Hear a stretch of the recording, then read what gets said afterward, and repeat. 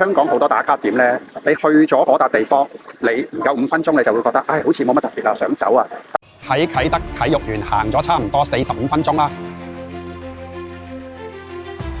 嚟到啟德體育園咧，你唔會有呢種感覺嘅，因為實在太大啦。咁亦都有好多商場啦，好多食肆啦，亦都有好多景點，亦都有好多廣闊嘅花花草草綠化嘅地方俾你喺嗰度嬉戲啦。哇！發覺仲有好多地方俾我哋去發掘啦！呢度地方好大啊，差唔多可以行成大半日。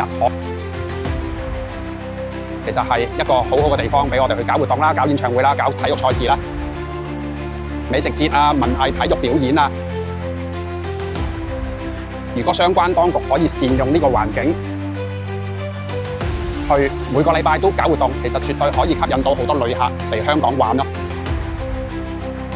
香港絕對不缺乏有吸引力嘅打卡點，呢度嘅環境夠大啦，亦都好有規劃去建設啦。你有冇嚟過啟德啊？對於呢度嘅環境感覺點樣啊？留言區同我分享下你行過呢度嘅感受啊！